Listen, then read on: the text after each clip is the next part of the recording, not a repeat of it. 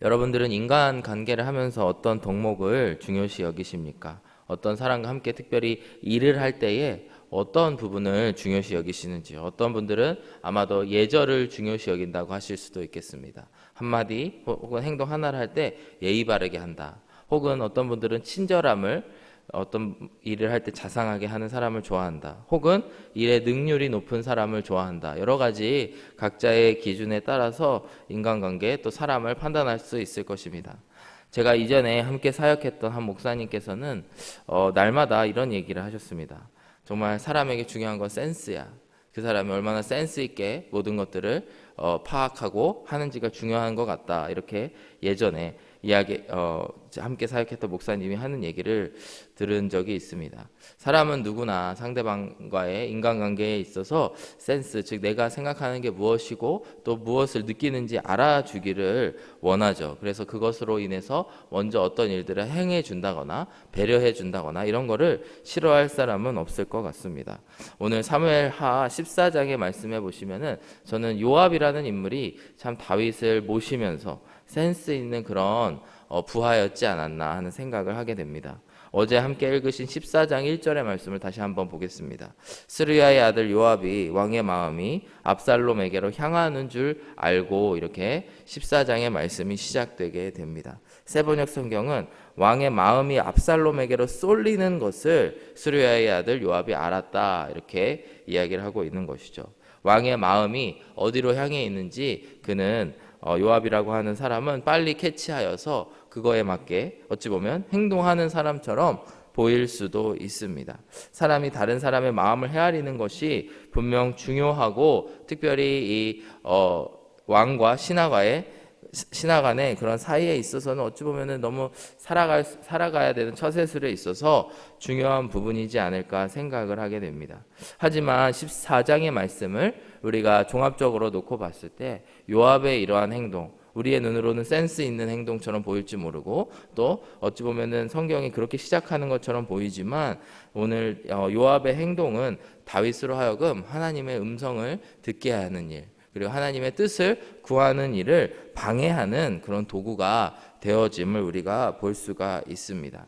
요압이라고 하는 인물이 어떤 인물인가 다시 한번 우리가 보게 될 때에 분명히 중요한 위치에 있는 사람이죠. 다윗의 오른팔과 같은 사람, 그리고 돌격대장과 같은 그런 사람이 분명히 요압이라고 하는 인물입니다. 하지만 오늘 요압은 어찌 보면 꾀를 부리고 있다라고 생각이 들 정도로 그 거짓말로 혹은 어떤 꾸며낸 이야기로 말미암아 다윗을 속이려고 하고 또 다윗의 뜻을 바꾸려고 행위를 행하게 하려고 하는 그런 요압의 모습들을 보이게 됩니다. 요압이라고 하는 인물을 봤을 때 이런 정말 이 동전의 양면과 같은 그런 모습을 가진 사람이라고 생각이 듭니다. 그는 분명 다윗 앞에서는 용맹스러운 장수, 또 충성스러운 신하와 같은 사람이지만 결국에 그가 하는 행동이 다윗을 점점 죄 가운데로 혹은 슬픔 가운데로 빠지게 하고 있는 모습들을 우리가 볼 수가 있습니다. 예전에 우리가 사무엘하에서 살펴봤을 때 아브넬이라고 하는 사람이 나왔죠. 이제 사울 가문의 이제 어찌 보면 요압과 같은 그런 사람입니다. 사울이 죽고 나서 아브넬이 그 반란을 일으키려고 하지만 다윗은 어떻게 해서 그를 품게 됩니다. 그리고 아브넬이 먼저 다윗에게 찾아와서 모든 것을 돌이키고 이제 다윗의 왕국을 위해서 일하겠습니다, 이렇게 이야기를 하고 다윗은 그를 받아줍니다. 그럼에도 요압은 자기의 뜻대로 행하게 되어서 그 아브넬을 죽이고 암살하는 그런 모습을 보게 되죠. 우리가 지난주에 함께 살펴본 밧세바 그리고 우리아와의 사건에서 보아도 다윗이 그가 죄를 지으려고 할 때 다윗이 이제 요압에게 시켜서 우리아를 죽여라, 몰래 아무도 모르게 죽여라, 이런 이야기를 했을 때에 요압은 다윗의 그런 명령을 아주 충실하게 이제 실행을 합니다. 그는 그 전쟁터에서 다윗이 시킨 그 계략과 같이 하여서 우리아를 죽이게 되는, 그리고 사실 어찌 보면 주위 사람들이 아무런 그런 것들을 못 알아채게끔 그런 일들을 처리하는 요압의 모습을 보게 되죠. 훗날에 요압은 또 압살롬을 직접 죽이게 되는 그런 인물이 되게 되어서 다윗을 슬픔 속에 빠지게 됩니다. 어찌 보면 요압의 행동들 하나하나가 다윗의 인생에 그닥 도움이 되지 않는, 특별히 다윗의 인생이 하나님께로 향하는 것에 그닥 도움이 되지 않는 그런 모습들을 보이고 있음을 우리가 볼 수가 있습니다. 오늘의 사건에 좀 더 이렇게 조명을 해서 우리가 함께 살펴보게 될 텐데요. 그는 어제의 말씀, 우리가 함께 묵상한 말씀을 통해서 이제 그 드고와 여인이라고 하는 사람을 보내게 됩니다. 그녀를 이제 지혜로운 여인 이렇게 표현이 되어져 있는데, 지혜롭다라고 하는 그 표현이 이중적인 표현으로 우리가 생각할 수가 있는 것이죠. 그래서 어찌 보면 사람을 잘 속이고 능숙한 그런 여인으로 우리가 생각할 수도 있습니다. 그래서 이제 이 드고와 여인이라고 하는 사람을 보내게 되고, 그로 하여금 이렇게 설정을 해서 너가 연기를 해서 다윗 왕의 마음을 돌이켜라, 이런 이야기들을 시키게 되는 것입니다. 오늘 함께 읽으신 성경의 본문에는 이제 이 긴 드고와 여인의 이런 다윗 앞에서 하고 있는 이야기들이 나오게 됩니다. 무려 원어 성경으로는 93개의 93개의 그런 단어가 나열되고 있는 이 여인의 그런 말들이 기록되어져 있습니다. 꽤나 긴 그런 말들을 통해서 이 여인은 다윗에게 무슨 이야기를 하고 있는가 우리가 함께 살펴보기를 원합니다. 그리고 결론적으로 먼저 말씀을 드리면, 이 드고와 여인의 행위들로 인해서 다윗은 그의 마음을 돌이키게 됩니다. 그리고 압살롬으로 하여금 이제 예루살렘으로 돌아오게 되는데, 그것이 결코 다윗에게 좋은 결정이 아님을 우리가 함께 살펴보게 될 텐데, 이 말씀을 통해서 우리가 정말 하나님 앞에 지혜를 구해야 될 때, 또 주위 사람의 목소리에 귀를 기울여야 될지 말아야 될지를 고민해야 될 때 어떻게 행동해야 되는지를 함께 살펴보는 그런 시간이 되기를 원합니다. 먼저 오늘의 본문 13절의 말씀을 보시면은 말씀이 이렇게 여인이 이렇게 이야기를 합니다. 앞선 12절에서는 이제 다윗 왕 앞에서 다시 한마디 더 하게 해주십시오 이렇게 부탁을 하였고요. 그랬더니 다윗이 허락을 합니다. 그랬더니 여인이 이렇게 이야기를 하는 것입니다. 여인이 이르되 그러면 어찌하여 왕께서 하나님의 백성에게 대하여 이 같은 생각을 하셨나이까? 이 말씀을 하심으로 왕께서 죄 있는 사람같이 되심은 내 쫓긴 자를 왕께서 집으로 돌아오게 하지 아니하심이니이다, 이렇게 이야기를 하고 있습니다. 이 말씀을 보게 되면은 그가 화려한 말들로 하고 있기 때문에 사실 한번 읽어서는 그 내용들을, 오늘의 본문들을 쉽게 이렇게 와닿게 들을 수가 없습니다. 근데 13절의 말씀을 요약해서 이야기를 하게 되면은 왜 왕께서는 그 내쫓긴 자, 즉 압살롬을 이야기하고 있는 것입니다. 압살롬을 어서 예루살렘으로 그를 용서해주고 예루살렘으로 돌아오게 하지 않으십니까? 왜 죄 있는 사람과 같이 되셔서 그렇게 살고 계십니까? 라고 드고와 여인은 이야기를 하고 있는 것이죠. 어제 본문에서 함께 살펴본 것과 같이 그는 그 어찌 보면 자기의 상황을 속여서 비유와 같이 그런 다윗에게 두 아들이 있었는데 그 한 아들이 다른 아들을 죽이게 되었고, 이제는 온 백성이 그 남은 한 아들을 죽이려고 합니다. 저의 상황을 어떻게 해야 되겠습니까? 다윗에게 물어봤고, 다윗은 그 아들을 살려주겠다 이렇게 이야기를 하였습니다. 그런 상황 가운데에서 이 여인은 왜 다윗 왕이시여 당신은 당신의 아들을 그와 같이 용서하지 않으십니까? 어찌 보면 드고와 여인이 하고 싶었던 이야기, 요압이 그 여인에게 시켰던 그 말의 핵심을 이야기하고 있는 것이죠. 요압의 이런 행동, 그리고 요압으로 인해 실행되고 있는 이 드고와 여인의 이러한 행동이 얼마나 다윗의 마음을 깊이 헤아리지 못했는가를 오늘 우리는 보게 됩니다. 분명 성경은 14장 1절의 말씀을 통해서 그의 마음이 압살롬을 향해 있다, 다윗의 마음이 압살롬을 향해 있다라고 이야기를 하고 있지만, 사실 그 다윗의 내면 깊숙한 곳에는 그의 큰 고민거리가 있었던 것이죠. 그게 무엇이냐면 이 아들 압살롬을 놓고 그를 용서해 줄 것인가, 아니면 그에게 정의를 행할 것인가에 대한 고민을 하고 있었던 그런 유예의 기간이라고 생각이 듭니다. 분명 압살롬은 형제를 살해한 그런 죄인입니다. 여동생의 복수를 위해서 한 것이기는 하더라도 압살롬은 그가 복권이 되기 위해서, 용서를 받기 위해서, 또 왕자로서 돌아오기 위해서는 적당한 절차들, 회개라고 하는 그 절차를 거치고 돌아와야 하는 것이죠. 하지만 어느새 다윗은 그의 마음이 그 압살롬을 향한 연민으로 가게 되고 압살롬을 이해하게 되고 그래서 그로 말미암아 돌아오게끔 하고 싶은 마음들이 그 안에 싹트고 있는 것이죠. 요압이 보고 있는 것은 그의 이런 복합적인 이런 종합적인 다윗의 고민을 이해하고 있는 것이 아니고 그의 마음 한켠에 있는 그 마음만을 어찌 보면 공감하고 그거를 이해하고 행하고 있는 모습들을 보게 된다라고 하는 것입니다. 우리가 살아가다 보면은 정말 이 결정들이 너무나 어려운 것 같습니다. 특히 교회 안에서의 일들도 그렇고 또 삶의 나의 직장에서나 삶의 터전에서 혹은 정말 가정에서도 내가 이러한 어떠한 결정을 할 때 사랑으로 또 어떠한 연민으로 할 것인가 아니면은 정의를 내세우고 옳은 일을 행할 것인가가 정말 어려운 그런 가운데에 있는 것 같습니다. 다윗도 마찬가지로 이 압살롬을 놓고 내가 정말 내 마음이 끌리는 대로 이 아들을 용서할 것인가를 고민하였고 아니면은 이 아들을 계속해서 이 아들에게 징계를 줄 것인가를 고민하고 있는 그런 상황이라고 하는 것이죠. 이와 같이 마음의 그 연민과 정의가 상충되고 있는 이러한 상황 가운데에서 다윗은 계속해서 고민을 하고 있고 다윗이 할 수 있는 정답과 같은 행동은 하나님께 구하고 또 하나님께 압살롬으로 하여금 회개하도록 그가 진심으로 뉘우치도록 구하는 것이 다윗이 해야 될 일이라는 것입니다.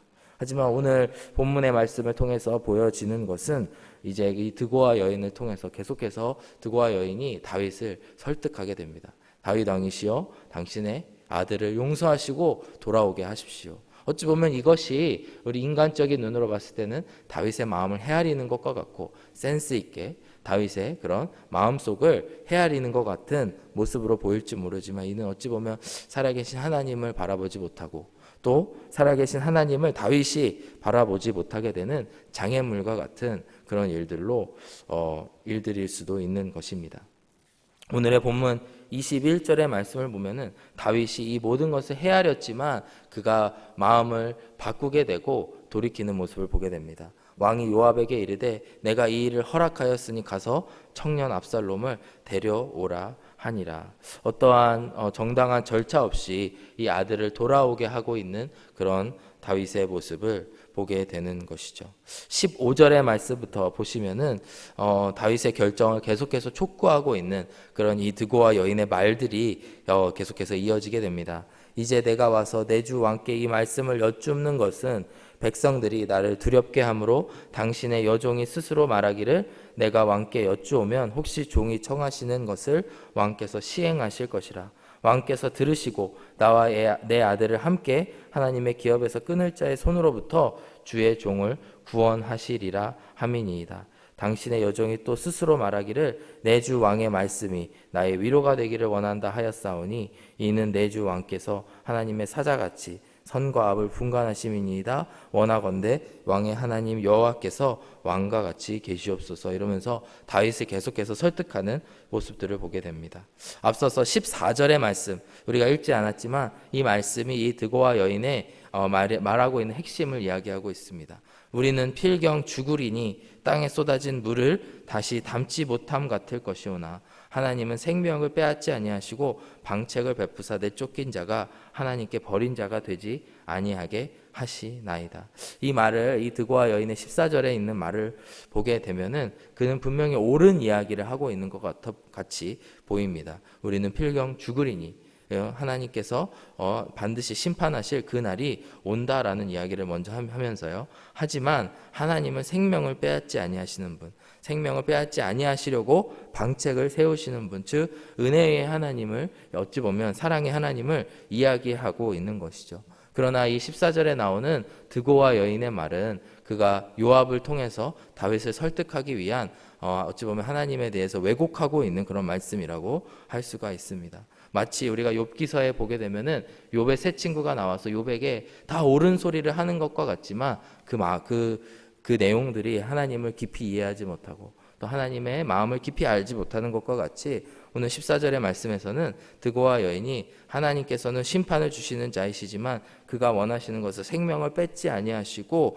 방책을 베푸시고 내쫓긴 자를 돌아오게 하시는 분이십니다라고 이야기를 하고 있는 것입니다.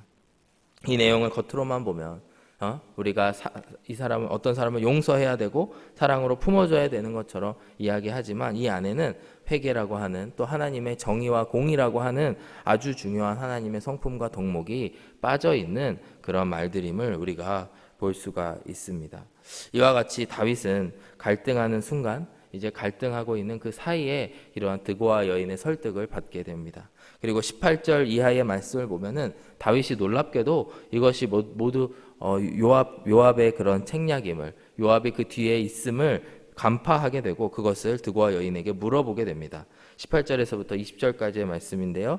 왕이 그 여인에게 대답하여 이르되 바라노니 내가 내게 묻는 것을 내게 숨기지 말라. 여인이 이르되 내 주 왕은 말씀하옵소서. 19절에 왕이 이르되 이 모든 일에 요압이 너와 함께 하였느냐 하니 여인이 대답하여 이르되 내 주 왕의 살아계심을 두고 맹세하옵나니 내 주 왕의 말씀을 좌로나 우로나 옮길 자가 없으리이다. 왕의 종 요압이 내게 명령하였고 그가 이 모든 말을 왕의 여종의 입에 넣어 주었사오니 이는 왕의 종 요압이 이 일의 형편을 바꾸려 하여 이렇게 함이니이다. 내 주 왕의 지혜는 하나님의 사자의 지혜와 같아서 땅에 있는 일을 다 아시나이다 하니라. 이렇게 이야기를 하고 있습니다. 이 말들은 마치 다윗의 지혜를 칭송하는 것처럼 보이지만 그 뒤에 중요한 이야기가 뭐냐면 왕의 종 요압이 당신의 형편을 바꾸려 하였다라고 하는 이야기에 있다고 생각이 듭니다. 요압은 신하임에도 불구하고 그가 어찌 보면 센스 있게 뭔가를 하는 것처럼 보일지는 몰라도 또 다윗에게 공감하고 있는 것처럼 보일지는 몰라도 그는 분명히 다윗이 스스로 결정해야 되는 부분들 그리고 다윗이 하나님 앞에 고민하고 있는 부분들을 방해하고 있고 다윗으로 하여금 잘못된 결정들을 하고 있는 것을 보게 됩니다.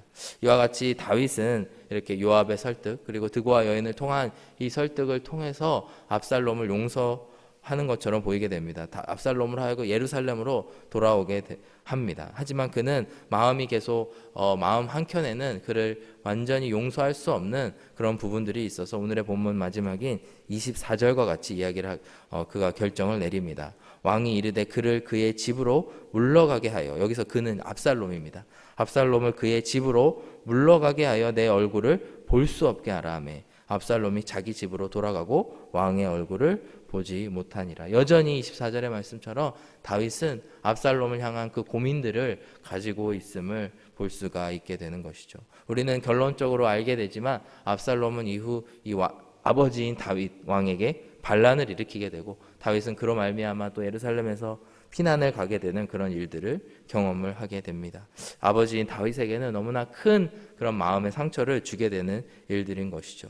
오늘 이와 같이 요압이 하고 있는 행동들, 우리가 누군가를 연민하고 동정하고 공감하는 것도 너무나 중요하지만 동시에 그 어떤 일을 결정함에 있어서 하나님의 뜻이 무엇인지, 하나님의 정의가 무엇인지를 묻고 구하는 것이 너무나 중요하다라고 하는 것입니다. 그래서 눈앞에 보일 때에는 우리가 정말 좋은 게 좋은 거다. 이게 정말 착하고 사랑이 넘치게 하는 것이 좋을지 모르지만 그런 행동들이 결코 문제를 해결할 수는 없음을 오늘의 본문을 통해서 우리가 볼 수 있게 되어지는 것 같습니다. 요즘의 시대를 공감의 시대라고 하죠. 인본주의가 점점 더 곤고해지면서 하나님을 정말 이렇게 경홀히 여기는 그런 시대가 깊어지면 깊어질수록 우리가 사람 간의 공감을 또 너무나 지나치게 강조하게 될 때가 있는 것 같습니다. 하지만 우리가 사람과 사람끼리 공감하는 것, 센스 있게 서로를 알아가는 것이 중요하지만 그보다 우리에게 앞서서 중요한 것은 하나님의 뜻과 말씀인 줄로 믿습니다.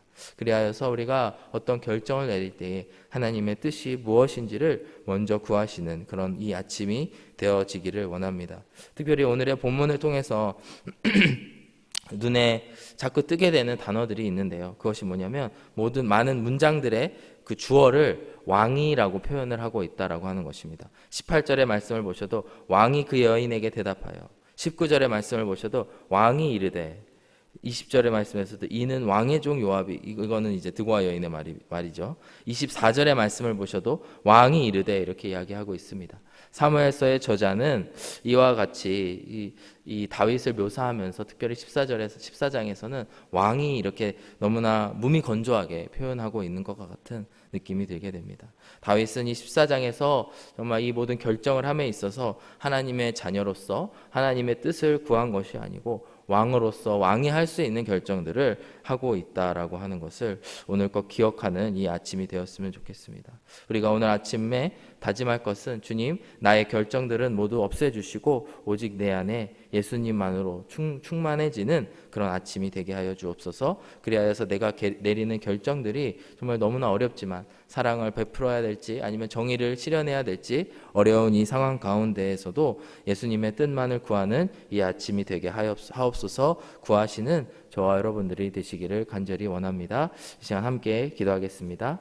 사랑하는 아버지 하나님, 감사합니다. 오늘 다윗이 했던 고민들을 우리가 함께 공감하며 또 그것을 바라보며 나의 삶 가운데에 있는 여러 고민들을 주님 앞에 올려드립니다. 그러나 우리가 바라옵기는 다윗과 같이 사람의 마음 또 주변 사람들의 잘못된 그런 조언에 귀 기울이는 것이 아니고 오늘 이 시간 하나님께 모든 것을 구하는 저희들이 되게 하여 주옵소서. 하나님의 뜻을 구하는 하루가 되게 하여 주시옵시고 하나님의 또 공의와 사랑이 내 안에 균형 잡히는 그런 삶을 살아갈 수 있도록 주님 인도하여 주옵소서. 나의 모든 고민을 아시는 주님께 모든 것을 간구하며 이 모든 말씀 예수 그리스도의 이름으로 기도드렸습니다. 아멘.